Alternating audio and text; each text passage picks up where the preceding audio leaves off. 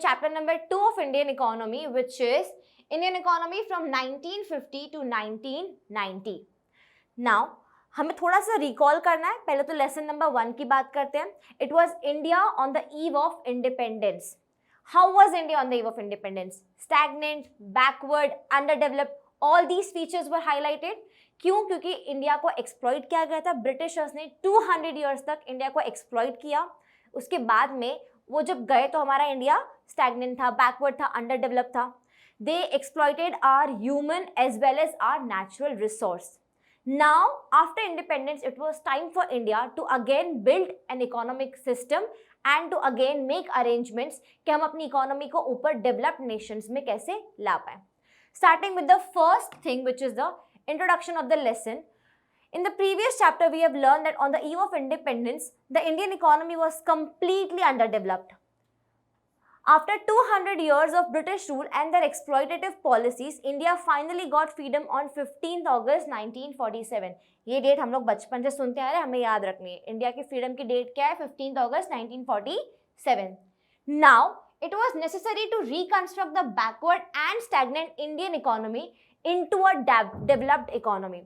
हमारी जो इकोनॉमी थी, जो बैकवर्ड थी, स्टैग्नेंट थी, उसको वापस एक डेवलप्ड इकोनॉमी में कन्वर्ट करना था.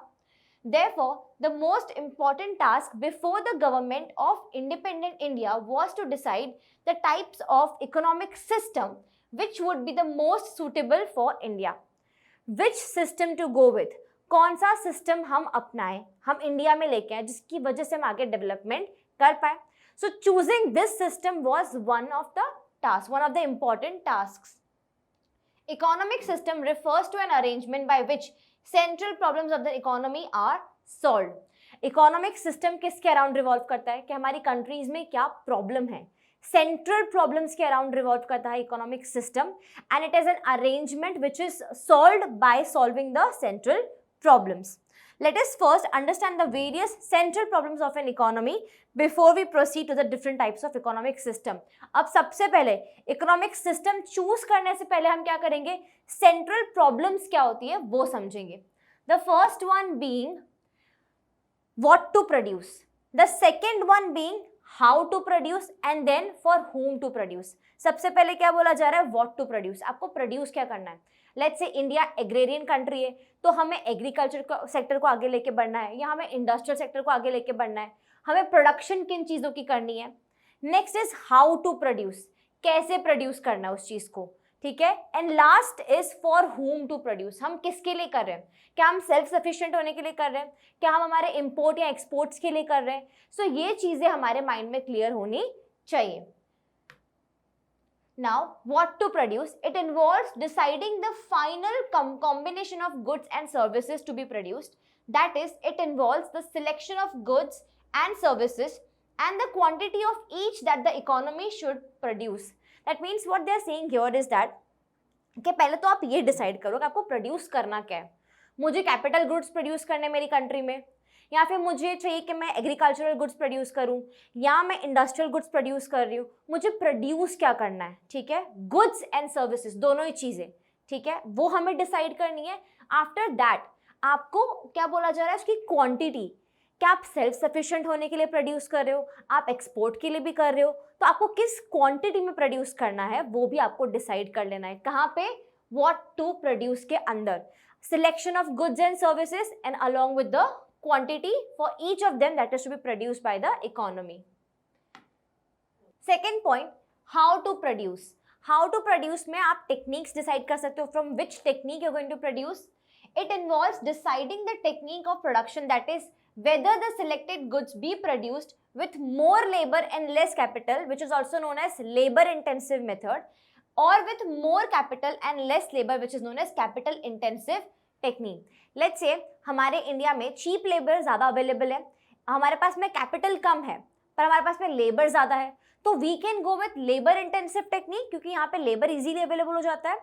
इसी के अपोजिट में लेट्स से कोई बहुत ही डेवलप्ड नेशन है, वेल्दी नेशन है, वहाँ पे चीप लेबर अवेलेबल नहीं है, but they have more capital, so they can bring robots in the factories, they can bring more better tools in the factories, या equipments ला सकते हैं. तो अगर आपके पास में कैपिटल ज़्यादा अवेलेबल है तो you can go with the capital intensive technique. And if you have more of cheap labour available in your country, or more labor class people available in your country, you can go with the labor intensive technique. One more time, if you have more labor, then labor intensive technique is good. If you have more capital, then capital intensive technique is good for you. Moving on to the third point, which is for whom to produce. Now let's say हमारी economy में अलग अलग section में अलग अलग लोग होते हैं. लोअर क्लास होते हैं, पुअर क्लास पीपल होते हैं, फिर मिडिल क्लास होता है हमारे पास में, हायर क्लास होता है. ठीक है, तो आप कौन सा गुड किस कैटेगरी के लिए प्रोड्यूस कर रहे हो वो भी डिसाइड करना जरूरी है.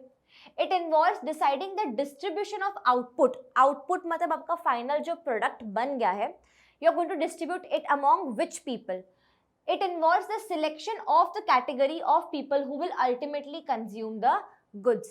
Let's say मैंने बासमती राइस का प्रोडक्शन किया, तो ऑफ कोर्स जो हायर इनकम वाला ग्रुप है वही परचेस करेगा. लोअर क्लास या मिडिल क्लास वाले लोग उसको परचेस नहीं करेंगे.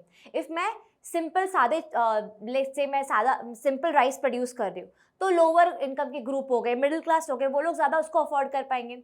तो आप क्या गुड्स प्रोड्यूस कर रहे हो, किसके लिए प्रोड्यूस कर रहे हो, किस कैटेगरी के लिए प्रोड्यूस कर रहे हो, वो भी आपको डिसाइड करना ज़रूरी है. One more time revising all the 3 central problems of the economy. First one was what to produce, क्या प्रोड्यूस करना है. The correct combination of goods and services that you want to produce in your country. The second point was how to produce. There were 2 techniques. अगर आपके पास में ज़्यादा labour available है then labour intensive technique, and if you have more capital then capital intensive technique. And the last one was for whom to produce. आप किसके लिए produce कर रहे हो. So these were the central problems of the economy. Let us move on to our next topic.